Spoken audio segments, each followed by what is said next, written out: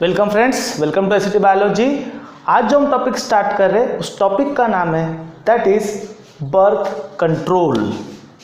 The topic is birth control या birth control measures. Topic is birth control या birth control measures, मतलब ऐसे कुछ उपाय जिससे कि हम लोग क्या करें, जो रेट ऑफ बर्थ है उसको कंट्रोल में कर सके।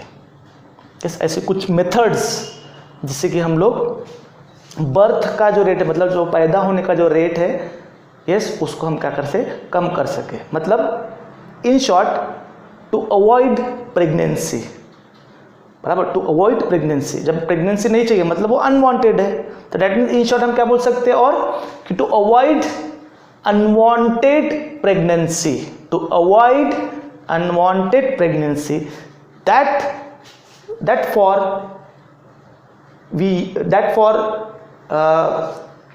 Control measures called birth control measures, बराबर। तो ठीक है, क्या बोल रहा है, देखो आपके ये स्टेट बोर्ड की बुक के ही 3 पॉइंट्स है, थोड़ा सा समझाने लायक थे करके मैंने इसको लिख लिया है। क्या बोलता है, the birth control measures which deliberately prevent the fertilisation.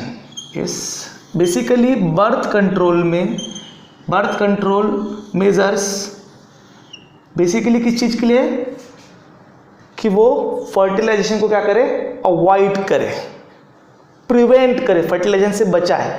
तो अगर फर्टिलाइजेशन बच जाएगा तो ऑब्वियसली प्रेगनेंसी नहीं होगी, क्योंकि फर्टिलाइजेशन नहीं तो जाइगोट नहीं, जाइगोट नहीं तो एम्ब्रियो नहीं, एम्ब्रियो नहीं तो फिटस नहीं, फिटस नहीं तो बेबी नहीं, मतलब वही फिटस बेबी।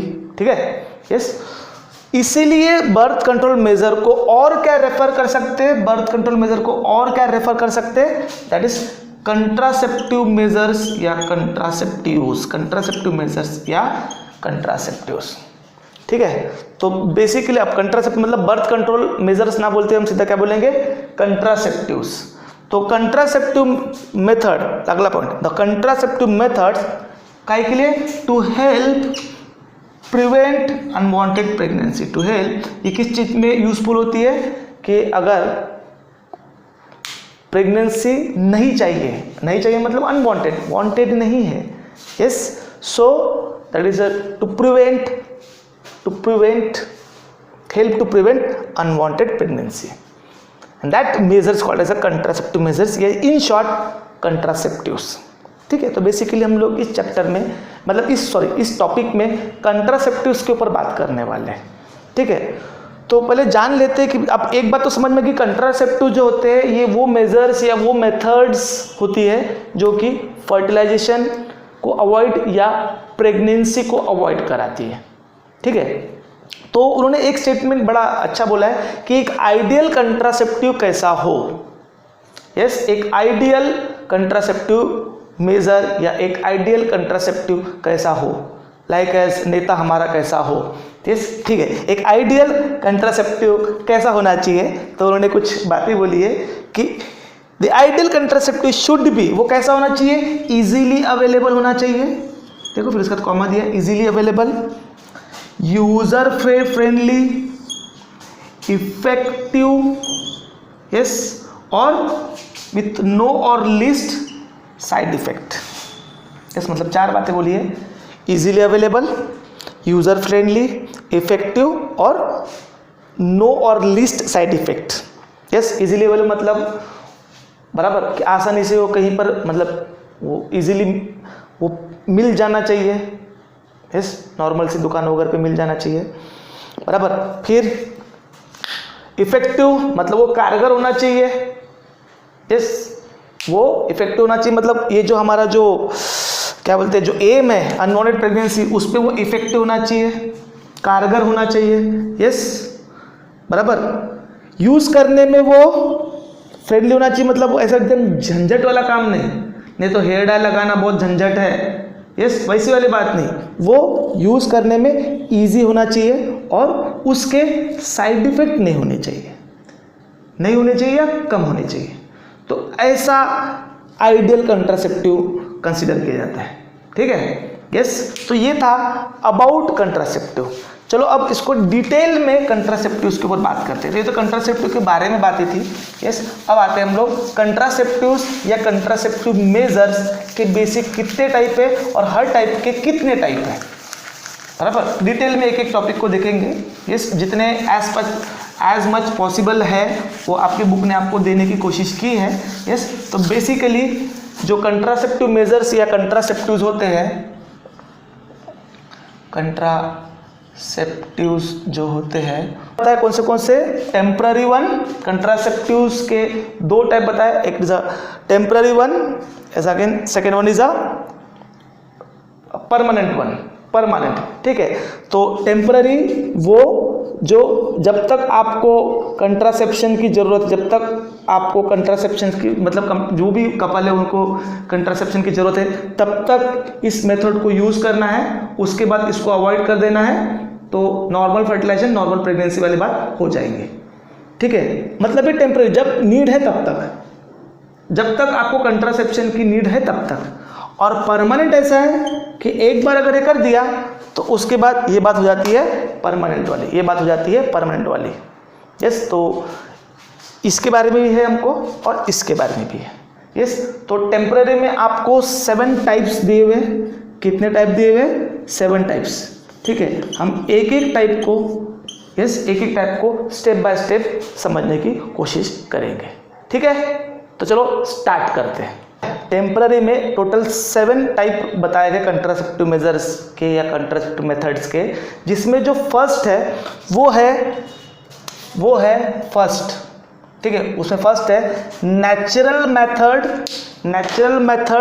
और सेफ पीरियड और that is a rhythm method, मैं मेथड लिखने भूल गया यहाँ पे। ठीक है, यस, क्या हो गया? नेचुरल मेथड, सेफ पीरियड और रिदम मेथड। ठीक है, तो क्या बोल रहा है, देखो ध्यान दो इसके में कि ये एक नेचुरल मेथड है। यस, ये एक नेचुरल मेथड है। यस, और इसमें इसका मतलब जो मेन इंटेंशन है, यस, इस तरीके, देखो आपको कंट्रासेप्शन करना है, मतलब प्रेगनेंसी को अवॉइड करना है, तो एक सबसे आसान और एक नेचुरल तरीका है ये, बराबर, नेचुरल तरीका है जिसमें कि अगेन वही कि फर्टिलाइजेशन को क्या करना है, अवॉइड करना है, फर्टिलाइजेशन को क्या करना है, अवॉइड करना है। That is it is natural method, the principle of avoiding chance of fertilisation. ठीक है, यस, बराबर। पर सर इसके लिए मतलब करना क्या है, किस चीज का नॉलेज चाहिए, क्या होने क्या वाला है? तो देखो इसके लिए मेंस्ट्रुअल साइकिल का नॉलेज चाहिए। इसके लिए किस चीज का नॉलेज चाहिए? मेंस्ट्रुअल साइकिल का। एंड वी नो दैट कि in human being menstrual cycle occur 28 days, मतलब मेंस्ट्रुअल साइकिल जो है फीमेल में आफ्टर प्यूबर्टी 28 डेज की है, और 28 डेज के मिड में मतलब 14th day of menstrual cycle the release of egg, that is ovum, and the process is ovulation. उस समय पर ओवुलेशन होता है। यस, अब आपको यह पता है कि ओवुलेशन के बाद जो एग रिलीज हुआ है, ओवुलेशन के बाद जो एग रिलीज हुआ है वो 24 आवर के अंदर में फर्टिलाइज हो जाना चाहिए, बराबर। अगर वो 24 आवर के अंदर फर्टिलाइज अगर नहीं होता तो वो डिस्ट्रॉय हो जाता है। यस, या वो इनकेपेबल हो जाता है टू फर्टिलाइज। कौन? वो जो एग रिलीज हुआ है ओवुलेशन में, बराबर। पर वो कब रिलीज हो रहा है? 14th डे को। यस और नो, बराबर। तो देखो उन्होंने क्या बोला है कि सेफ पीरियड कौन सा है? इंटरकोर्स करने के लिए without any physical mechanical barrier के इंटरकोर्स करने का जो सेफ पीरियड है, सेफ समय जो है वो है ब्लीडिंग फेज के पहले 7 दिन, मतलब ब्लीडिंग फेज होने वाला है अभी। यस, तो उसके पहले के 7 दिन, फिर ब्लीडिंग फेज में नहीं, और ब्लीडिंग फेज होने के बाद के 7 दिन। यस, मतलब ब्लीडिंग फेज होने के पहले 7 दिन, क्योंकि देखो आपको पता है 7 दिन पहले मतलब लगभग एग तो रिलीज होकर डेड हो गया, तो उसके बाद अगर इंटरकोर्स होता भी है, सीमेन जाता भी है, तो स्पर्म किसके साथ फर्टिलाइज होने वाला है? और इधर मेंस्ट्रुअल साइकिल होने के बाद तो अभी तो एग बनने का ही है। यस, तो उसके बाद के 7 दिन भी अगर इंटरकोर्स होता है तो दैट इज सेफ, बराबर। तो ये 14 डेज अगेन मेंस्ट्रुअल जो ब्लीडिंग फेज है उस समय तो इंटरकोर्स नहीं होता, यस, क्योंकि उस समय तो ब्लीडिंग हो रही है, बराबर। तो मेंस्ट्रुअल फेज के मतलब ब्लीडिंग फेज के पहले 7 दिन और ब्लीडिंग फेज के बाद के 7 दिन ये सेफ कंसिडर किया, ठीक है। तो ये तो बढ़िया है ना। पर बात ऐसा है बच्चों कि इसके हमने क्या बोला था कि जो हमारा कंट्रासेप्टिव आइडियल कंट्रासेप्टिव मेजर कैसा होना चाहिए, इफेक्टिव होना चाहिए, बराबर। ये देखो ये इजी भी है, ये फ्रेंडली भी है, इसके साइड इफेक्ट तो बिल्कुल नहीं है, पर ये इफेक्टिव नहीं है, इसके इफेक्टिव होने के चांसेस थोड़े कम है, यस। क्योंकि देखो ओवुलेशन घड़ी लगा के नहीं होता, थोड़ा सा आगे पीछे हो सकता है, बराबर। मेंस्ट्रुअल साइकिल थोड़ी सी आगे पीछे हो सकती है, बराबर। वो अगेन डिपेंड करता है कि वो जो फीमेल है उसकी हार्मोनल कंडीशन क्या है, उसकी फिजिकल कंडीशन क्या है उसके ऊपर। तो ओवुलेशन अगर थोड़ा आगे पीछे हो गया तो ये जो घड़ी लगा के जो आप बराबर 20 डेज का जो बना रहे हो, ये इसके फेल होने के चांसेस बढ़ सकते हैं। ऐसा भी हो सकता है कि उस समय आपने सेफ पीरियड समय के इंटरकोर्स किया और उसी समय एग भी प्रेजेंट है, बराबर। तो इसके फेल होने के चांसेस ज़्यादा है, ठीक है। तो ये था आपका first, that is natural method, safe method या रिदम पीरियड, ठीक है, yes. Second one, coitus interruptus या withdrawal, yes. Second one is coitus interruptus या विड्रॉवल, यस। ये क्या चीज है सर? इसमें क्या है कि देखो जब मतलब मेल और फीमेल के बीच में जब इंटरकोर्स हो रहा है, अब इंटरकोर्स का क्लाइमेक्स क्या है? That is ejaculation of semen in vagina, yes. Intercourse का क्लाइमेक्स क्या है? That is a release of semen in vagina, बराबर।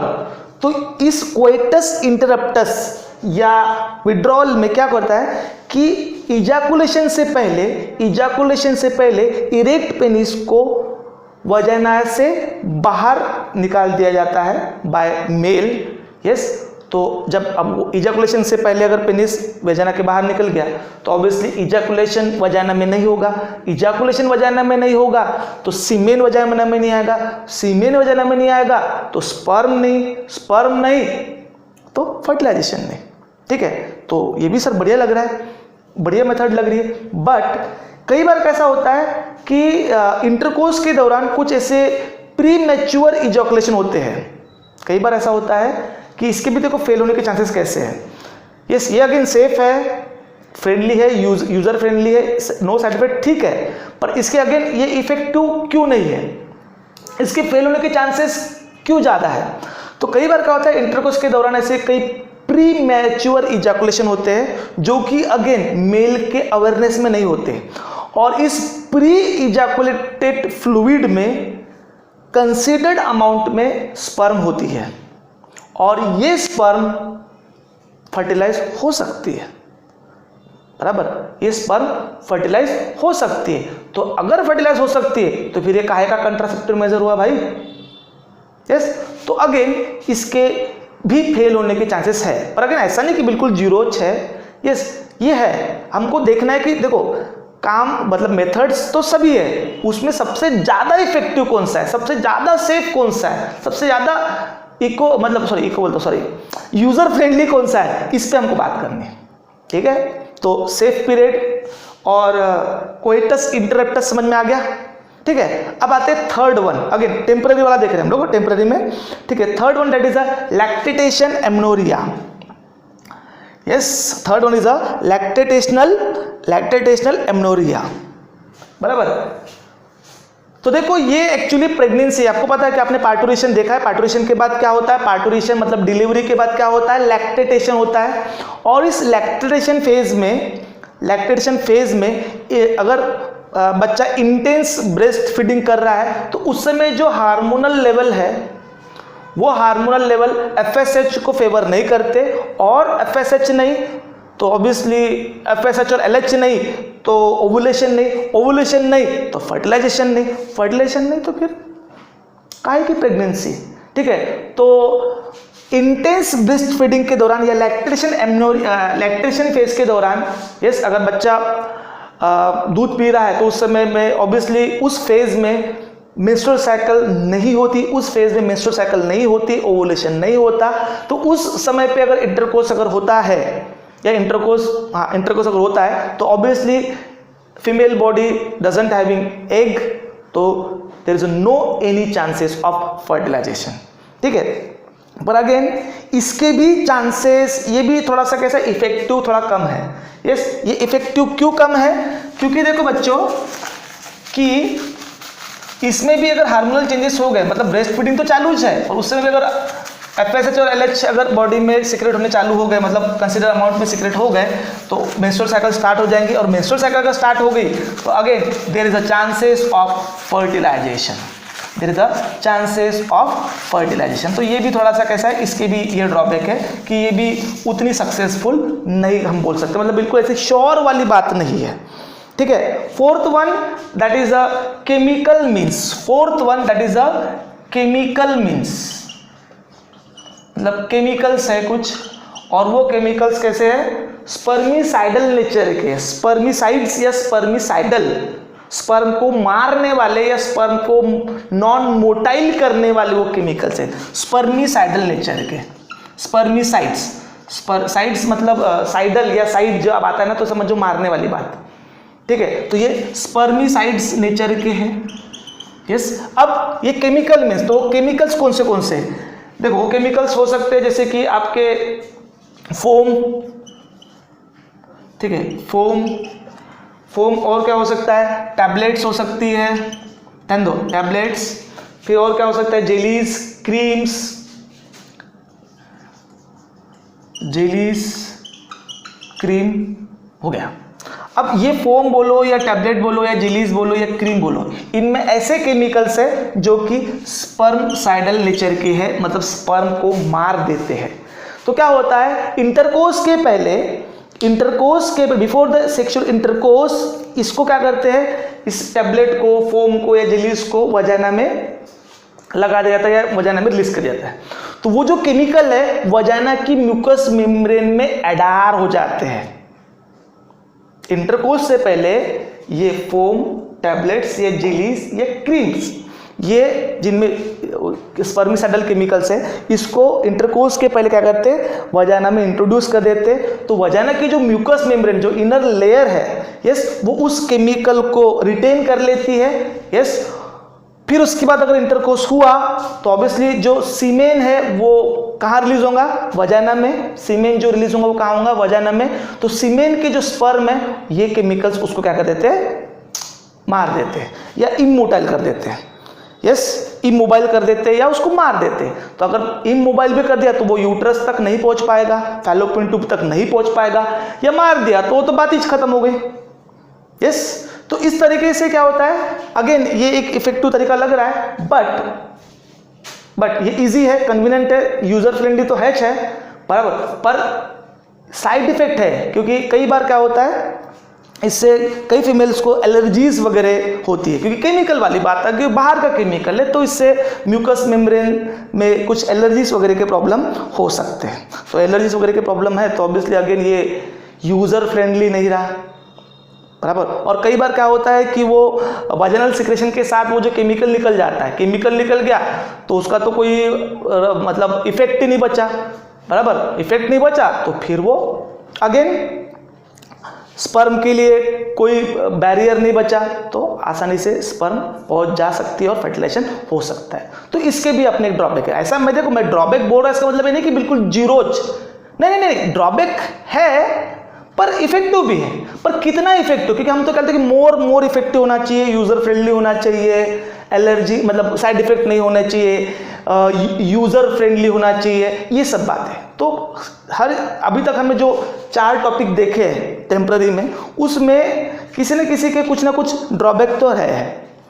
यस, अगली जो मेथड है वो है that is 5, that is mechanical means या barrier means method, mechanical means या बैरियर। अभी तक हमने 4 देख चुके हैं। यस, जो 5वीं मेथड है या 5वां मेजर है contraceptive measure, again in temporary वाले में मैकेनिकल मीन्स और बैरियर मेथड।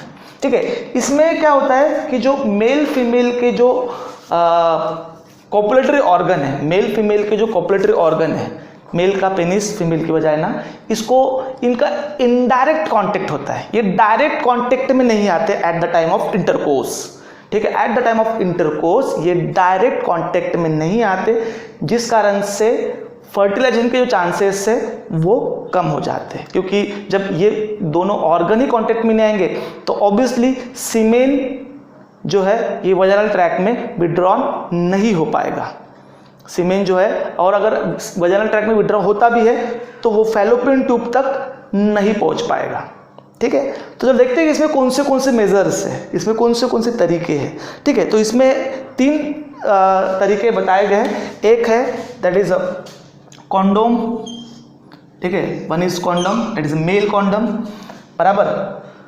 सेकेंड वन जो है ये मेल में यूज होने वाले हैं, ये जो है मेल में यूज होने वाला है, ठीक है।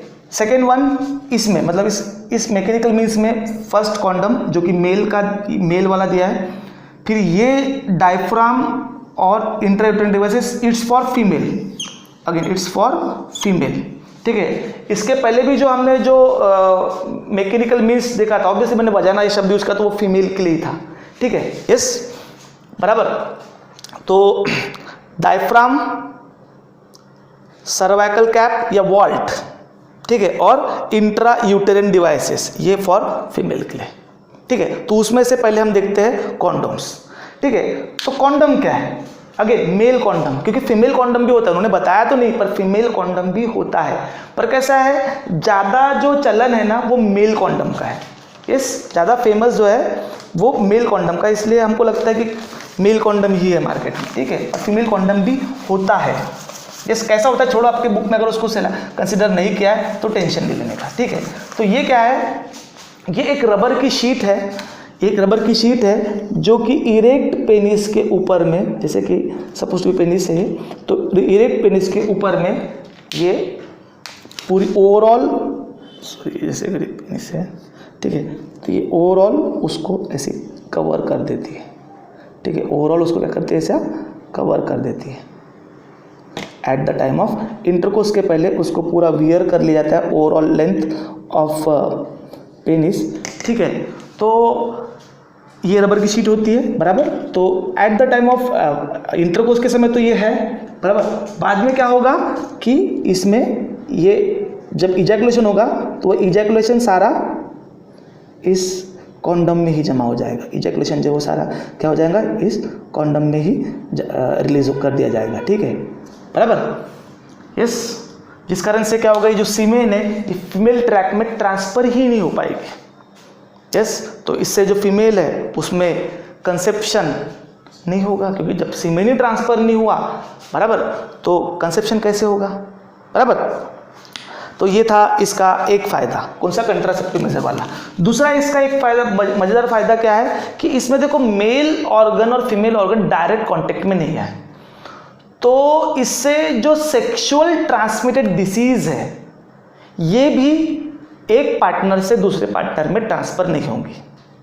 यस, अभी सेक्सुअल ट्रांसमिटेड डिसीज क्या है, ये हमारा अगला टॉपिक है, बराबर। पर अगर बताता हूँ कि सेक्सुअल ट्रांसमिटेड डिसीज, ये देखो मेल पार्टनर और फीमेल पार्टनर के जो ऑर्गन्स है, मतलब कॉपुलेटरी ऑर्गन है, वो डायरेक्ट कॉन्टेक्ट में नहीं आए, यस। तो उस कारण से क्या होगा, तो सेक्सुअल ट्रांसमिटेड डिसीज भी ट्रांसमिट दोनों से नहीं हो पाएंगी, ना मेल से फीमेल को होंगी ना फीमेल से मेल को होंगी। इसलिए शायद गवर्नमेंट इसको ज़्यादा प्रमोट करती है, क्योंकि देखो ये सस्ता भी है, ये यूज़र फ्रेंडली भी है, ये इजीली अवेलेबल भी है, बराबर, ये इफेक्टिव भी है, और इसके साइड इफेक्ट तो है ही नहीं, बराबर, इसके साइड इफेक्ट तो है ही नहीं, इसीलिए ये इजीली अवेलेबल है। इवन गवर्नमेंट तो इसको फ्री में भी प्रोवाइड करती है। कंट्रासेप्टिव मेजर में सबसे फेमस ये है मेल कॉन्डम, यस, क्योंकि ये कंट्रासेप्शन के साथ साथ में सेक्सुअल ट्रांसमिटेड डिसीज को भी क्या करता है, प्रिवेंट करता है, बराबर। हाँ, इतना अच्छा है कि विड्रॉ के बाद इसको ऐसे निकाल के प्रॉपर गार्ड बांध के इसको डिस्पोज कर दिया जाए, नहीं तो फिर कैसा है इसके अगेन वो यूज़ करने से, देखो बुक में बताया नहीं, यूज़ करने से पहले उसकी जो मैन्युफैक्चरिंग डेट वगैरह या एक्सपायरी डेट को भी ध्यान में रखना पड़ता है, ताकि ये डैमेज ना हो। अगर ये डैमेज हो गया तो सीमेन क्या हो सकता है, फीमेल ट्रैक में ट्रांसफ़र हो सकता है। ठीक है, तो दैट्स अबाउट मेल कॉन्डम। ठीक है, अगला टॉपिक है हमारा फीमेल वाले, that is a diaphragm, cervical caps और वॉल्ट्स। ठीक है, तो ये डायफ्राम या सर्वाइकल कैप बराबर या वॉल्ट, देखो सर्वाइकल कैप और वॉल्ट लगभग एक ही है, सिर्फ मटेरियल अलग है। समझ में आ रहा है क्या? थोड़ा साइज का डिफरेंस है। इवन डायफ्राम भी वैसा ही है और सर्वाइकल कैप भी वैसा ही है, वॉल्ट भी लगभग वैसा ही है। वॉल्ट और सर्वाइकल कैप तो लगभग वैसा ही है बराबर। डायफ्राम बड़ा है, सर्वाइकल कैप थोड़ा छोटा है। ठीक है, बस देखो अब इसमें होता क्या है, इसमें क्या होता है कि इंटरकोर्स के पहले देखो ये मैं थोड़ा सा ये यूट्रस बना लेता हूँ। ठीक है, क्योंकि यूट्रस में ही क्या है, सर्विक्स है। आपको एक सर्विक्स ऐसा थोड़ा सा ट्यूब लाइक ऐसा स्ट्रक्चर है जिसका एक पार्ट वजाना की तरफ में है, एक पार्ट उसका वजाना की तरफ में है और एक पार्ट उसका यूट्रस के। इंटरनल ऑस एक्सटर्नल ऑस मैंने डायग्राम बताया था। अब ये होगी वजाइना। ठीक है, तो इंटरकोर्स में पेनिस यहाँ पे एंटर होगा। ठीक है, और यहीं से फिर सीमेन की एंट्री होगी।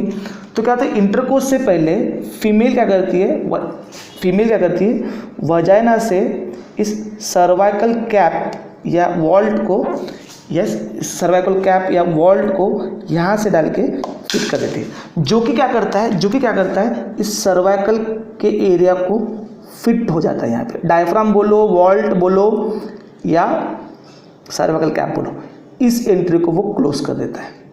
इस एंट्री को क्या करता है, वो क्लोज कर देता है बराबर। इंटरकोर्स के पहले वहाँ पर सर्वाइकल कैप को इस तरीके से फीमेल उसको अपनी फिंगर से वहाँ पे फिट कर देती है। ठीक है, यस बराबर क्या, और वो वहाँ पे फिट हो गया तो आपको पता है कि यहाँ इंटरकोर्स होगा, इंटरकोर्स इस जगह पे होगा, सीमेन भी यही रिलीज होंगे, पर स्पर्म को जाने को रास्ता ही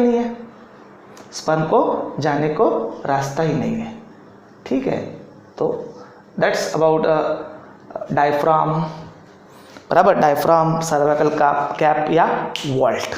ठीक है, समझ में आया? यस। और अगेन ये फीमेल को यूज़ कर, ये रबर के या सिलिकॉन इस मटेरियल के बने होते हैं। ठीक है बराबर, ये रबर के या सिलिकॉन। अगेन फीमेल कॉन्डम भी होता है, पर अगेन आपको फीमेल कॉन्डम के बारे में नहीं बोला है तो कोई टेंशन नहीं बराबर। अब आते हैं हम लोग अगले टॉपिक की तरफ में, जिसका नाम है that is a intra uterine devices. इसी में मैकेनिकल मीन्स में और एक है that is a intra uterine devices. ठीक है, तो इस इंट्रा यूटेरियन डिवाइसेस में क्या है, यूट्रस में कुछ इम्प्लांट करने वाले हैं, देखो अगेन मैं फिर से वो सर्विक्स वजाइना वाली बात बना देता हूँ। ठीक है, यस ठीक है, तो यूट्रस में कुछ इम्प्लांट करने वाले दैट इज आईयूडिस। तो ये जो इंट्रा यूटेरियन डिवाइसेस है, ये एक तो प्लास्टिक के हो सकते हैं, या तो मेटल्स के हो सकते हैं। जो इंट्रा यूटेरियन डिवाइसेस है जैसे आईयूडीस जो है, ये प्लास्टिक के हो सकते हैं या तो मेटल्स के होते हैं, और इसको यूट्रस में इम्प्लांट किया जाता है, यूट्रस में फिक्स किया जाता है बाय डॉक्टर या किसी प्रैक्टिशनर से। मतलब ऑब्वियसली डॉक्टर से किसी से भी थोड़ी कराएंगे। यस। सो देखो इसमें कौन से हैं, अब इसमें उन्होंने 3 बताए हैं। एक लिप्स लूप, एक कौन सा है, लिप्स लूप, एक है आपका कॉपर रिलीजिंग आयोडीज,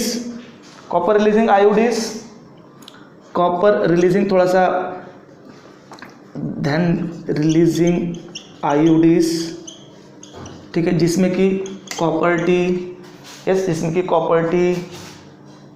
कॉपर 7 और मल्टी लोड 337, ये नाम याद रखना, मल्टी लोड 337।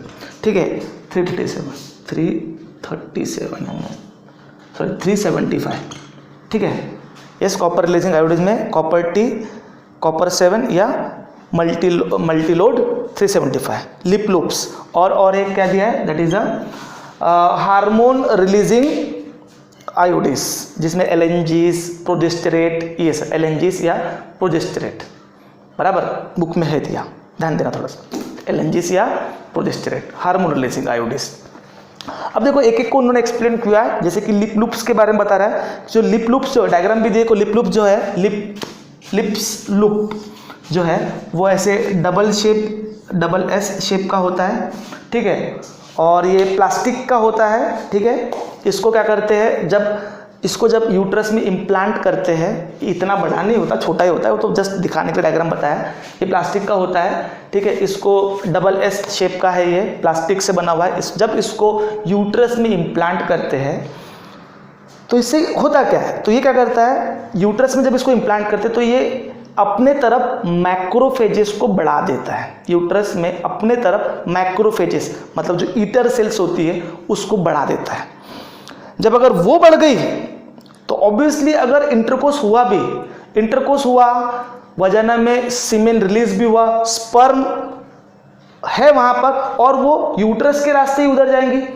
पर अब क्या हो गया कि यूट्रस में फैगोसाइट्स या मैक्रोफेजेस है जो कि इन स्पर्म को छोड़ने वाली नहीं है, बराबर, जो कि इन स्पर्म को छोड़ने वाली नहीं है, जिस कारण से सारी स्पर्म रास्ते में ही मारी जाएंगी। तो ऑब्वियसली वो फैलोपियन ट्यूब तक नहीं पहुंच पाएंगे। यस, ये था लिप लूप्स के बारे में। फिर ये जो कॉपर रिलीजिंग, इसको भी अगर इसमें कॉपर टी है, कॉपर 7, ये कॉपर रिलीजिंग मतलब ये कॉपर के आयंस रिलीज करते हैं। और ये कॉपर के आयन क्या करते हैं, जो स्पर्म की मोटिलिटी है या जो उसकी फर्टिलाइजेशन कैपेसिटी उसको कम कर देते हैं। मतलब यूट्रस में जब कॉपर के आयन बढ़ जाएंगे तो स्पर्म जो यहाँ से जा रहा है उसकी मोटिलिटी कम हो जाएगी, मतलब वो आगे तक पहुँच ही नहीं पाएगा, या उसकी फर्टिलाइजिंग कैपेसिटी कम हो गई, जिस कारण से वो अगर पहुँच भी गया तो फर्टिलाइज नहीं कर पाएगा। तो हमारा तो एम ही वही है ना कि फर्टिलाइजेशन ना हो। यस, तो ये है कॉपर रिलीजिंग आयोडीज, जिसमें कॉपर टी, कॉपर 7, मल्टीलोड 375, ठीक है, इसमें से कोई भी। अगला है that is a hormone releasing IUDs, जिसमें कि अगेन ये क्या करते हैं, hormone releasing IUDs make the uterus unsuitable for implantation. ये हार्मोन को रिलीज करते हैं जिसमें प्रोजेस्टेरेट या LNG-20 वगैरह जो भी है।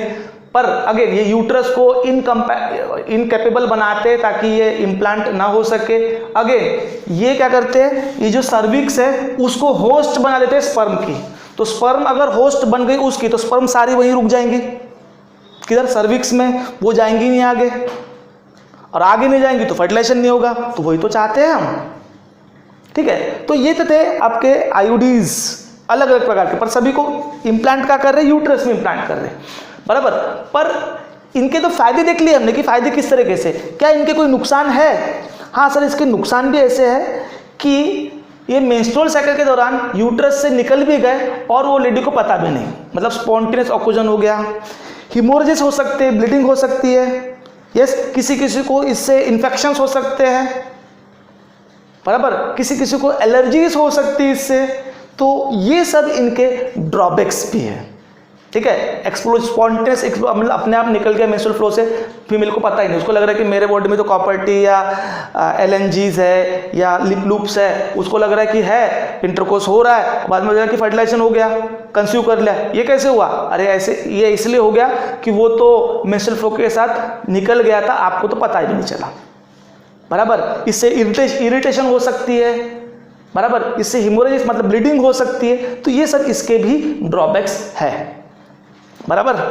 यस, तो कितने हमारे 5 टेम्पररी वाले हो गए, जिसमें ये 5th वाला जो मैकेनिकल मीन्स था ये थोड़ा लंबा चला, ठीक है। अगला वाला है that is a physiological devices, मतलब ये फिजियोलॉजी में डील करेगा, बॉडी की फिजियो, मतलब again it is for female, it's not for mail.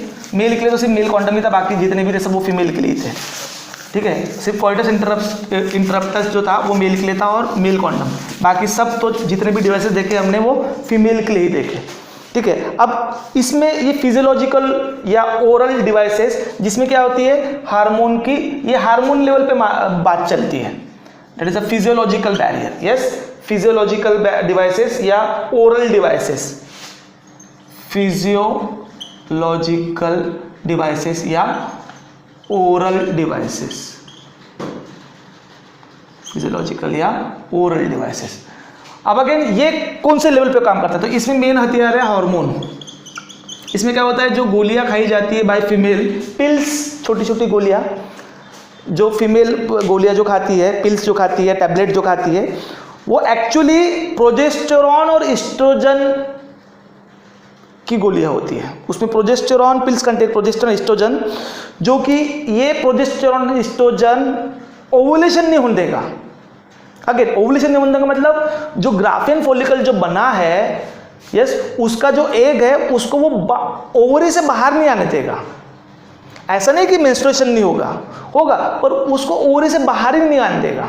अब जब ओवरी के बाहर नहीं आएगा, प्रिपरेशन सब होगी और ओवुलेशन नहीं होगा, ओवुलेशन नहीं होगा तो अगेन वो जो एंडोमेट्रियम वगैरह बनी थी वो फॉल ऑफ वगैरह बात तो सब होगी, बराबर, पर ओवुलेशन नहीं हुआ तो उसमें एग प्रेजेंट नहीं होगा, बराबर।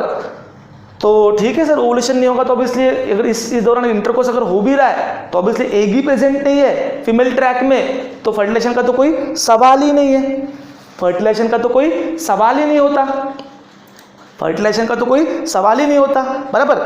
ठीक है सर, पर इस पिल्स के यस ये और क्या कर सकती है, और ये दवा क्या करती है, ये दवा क्या करती है, ये जो सर्वाइकल का सर्विक्स का जो म्यूकस है ना उसको ऑल्टर करती है, उसके म्यूकस को थोड़ा सा चेंज करती है, और उसके मतलब सर्विक्स के म्यूकस में चेंज होने के कारण, सर्विक्स के म्यूकस में चेंज होने के कारण क्या होता है कि जो स्पर्म है जो सर्विक्स के रास्ते जा रही थी वो म्यूकस अब स्पर्म को अलाउ नहीं करता टुवर्ड यूट्रस तरफ जाए, वजाना से यूट्रस तरफ जाने के लिए वो अलाउ नहीं करता।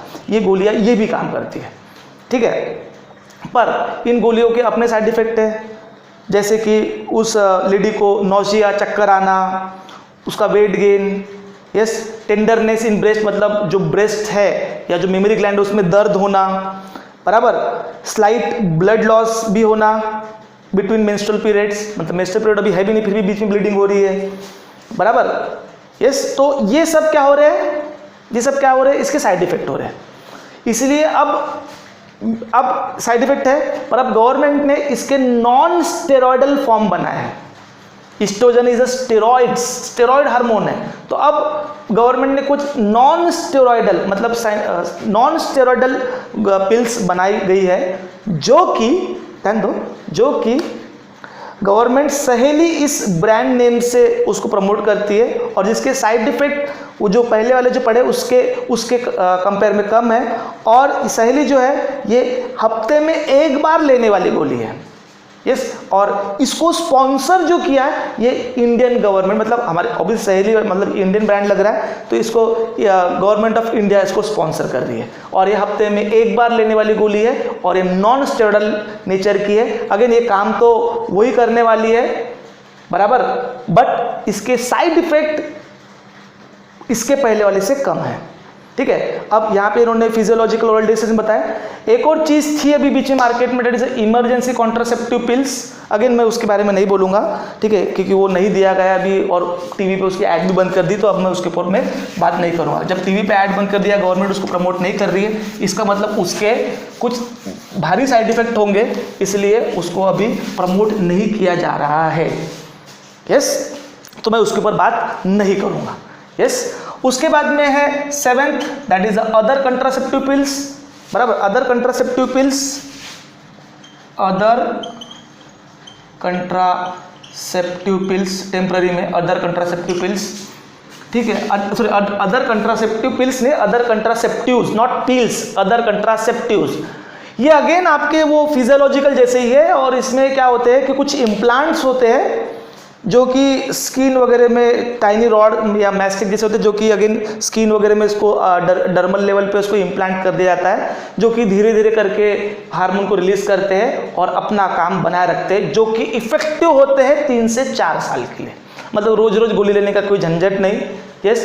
ये इस इम्प्लांट को बॉडी में अपर आर्म वगैरह में कहीं पे इंजेक्ट कर दिया जाता है, यस, बॉडी में डाल दिया जाता है, और ये धीरे धीरे करके हार्मोन रिलीज करते रहते हैं, और ये इफेक्टिव 3 से 4 साल तक इफेक्टिव होते हैं, ठीक है, तो ये भी एक सरल तरीका हो सकता है, इफेक्टिव तरीका हो सकता है। तो ये सारे थे आपके टेम्पररी मीन्स, जिसमें कि आपने कौन से natural method, coitus interruptus, lactation, amenorrhoea, yes, chemical means, mechanical means, physiological devices and other contraceptive device, other contraceptives. तो other contraceptive is nothing but physiological है, सिर्फ तरीका थोड़ा अलग है, गोलियां नहीं, इम्प्लांट्स है, बराबर।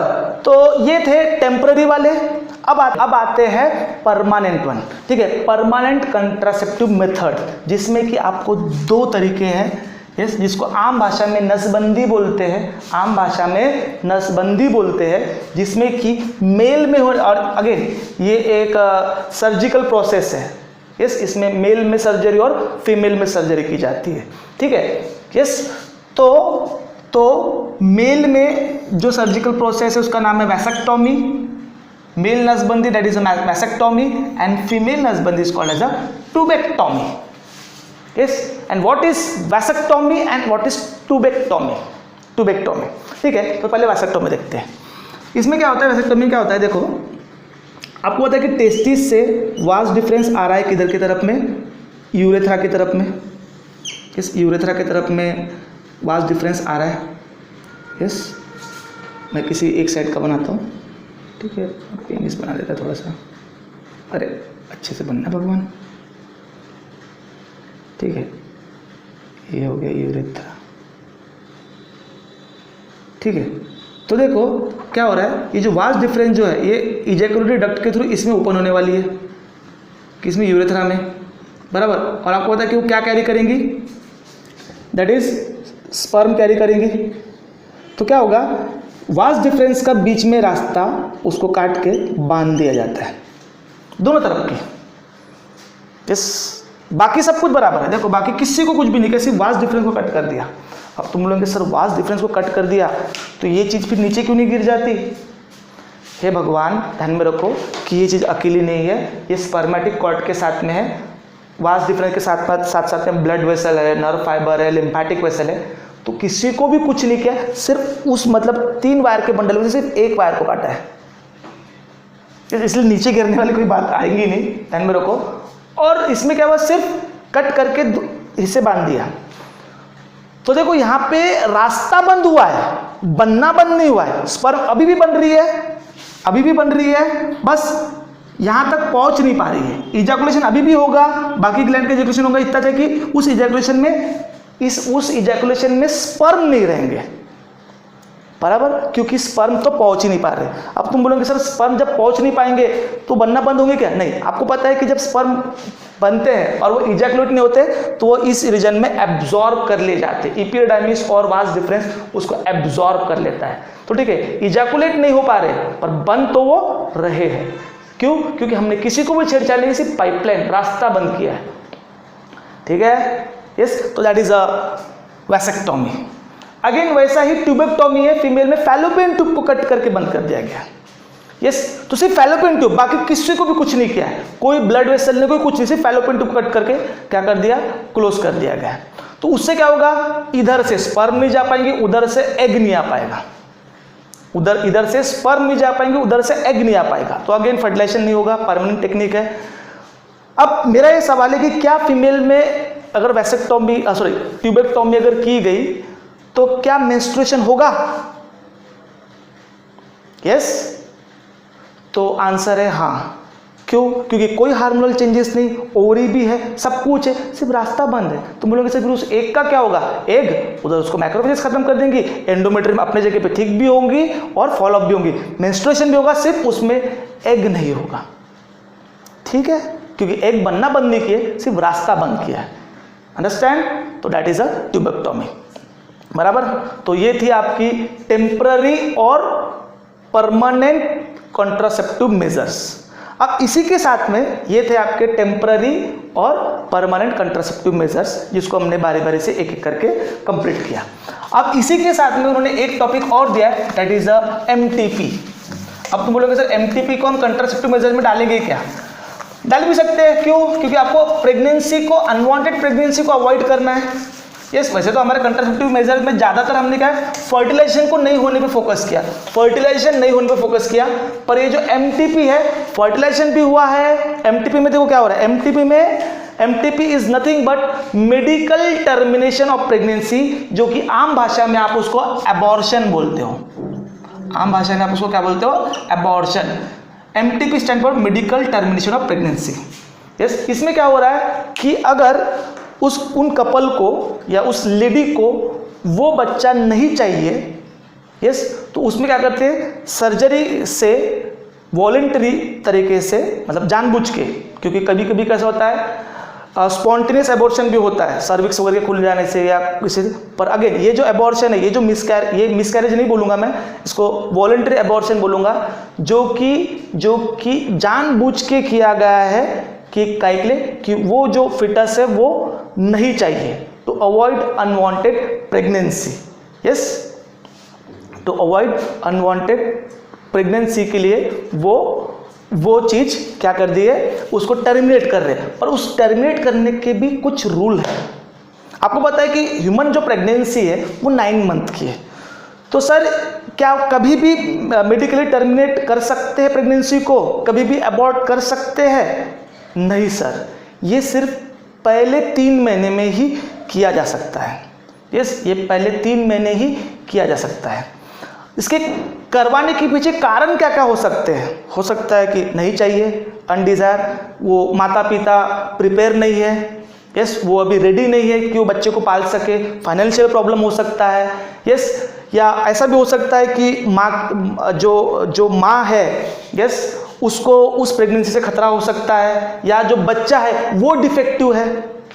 ठीक है सर, प्रेगनेंसी माँ को खतरा है या फाइनेंशियल प्रॉब्लम है, ये बात तो समझ में आ रही है, बट सर बच्चा एबनॉर्मल है, ये कैसे समझ में आया आपको, जिससे कि आप एमटीपी कर रहे हो? तो सर बच्चा एबनॉर्मल है ये समझने के लिए एक टेस्ट होता है।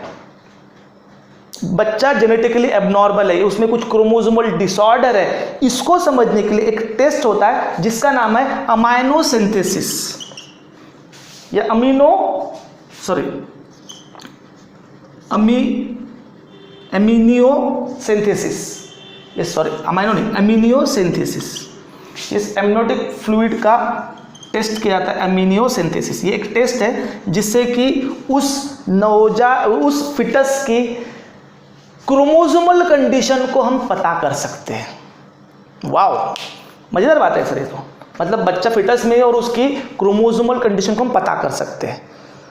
तो इसीलिए तो गवर्नमेंट ने इस टेस्ट से रिलेटेड कुछ कानून बनाए, अबॉर्शन से रिलेटेड कुछ कानून बनाए। क्यों? क्योंकि इस अमाइनोसिंथेसिस से आप जब उस बच्चे की कैरियोटाइपिंग या न्यूक्लियस या उसके क्रोमोसोम्स को आप अगर समझोगे तो ऑब्वियसली आपको सेक्स डिटरमिनेशन भी होगा, उसका सेक्स डिटरमिनेशन कि वो ही है कि शी है, बराबर। और अगर वो शी है तो फीमेल फिटसाइड हो सकता है।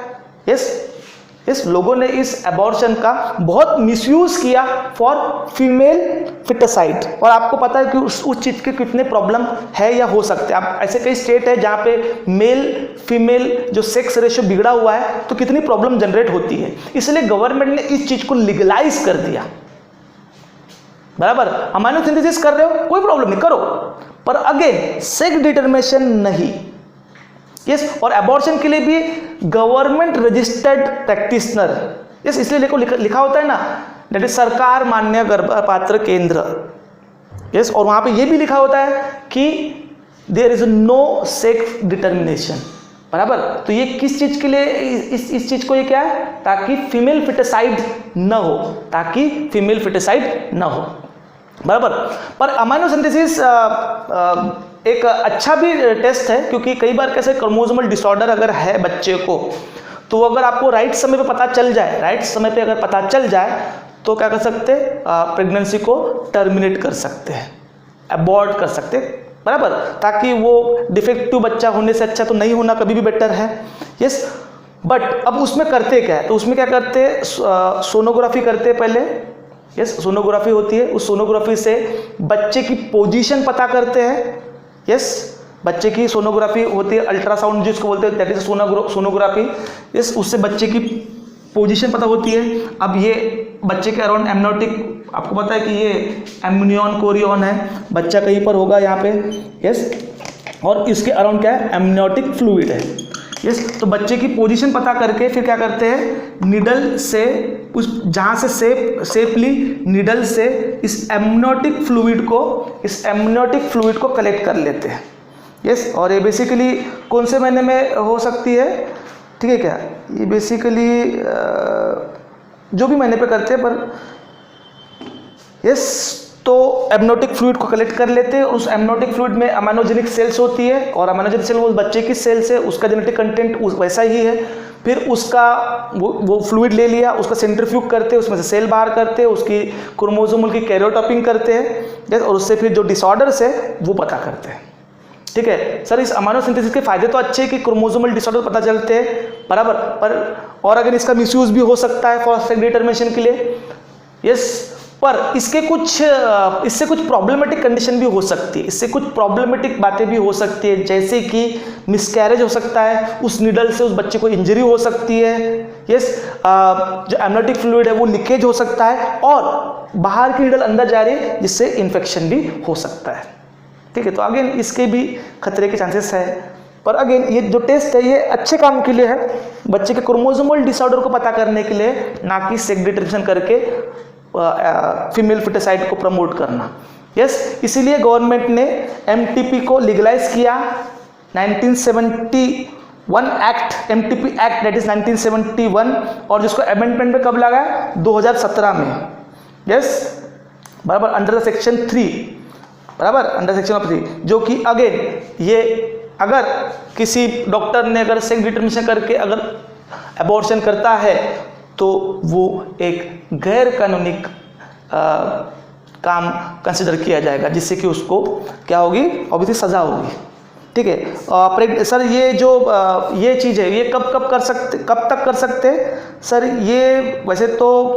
पहले 3-4 महीने बोलते हैं, पर 4 महीने नहीं, पहले 3 महीने तक ही ये सेफ होता है, यस, पहले 3 महीने तक ही इसको सेफली अबॉर्ट कर सकते हैं, ताकि माँ को उससे कोई कॉम्प्लिकेशन ना हो, ठीक है।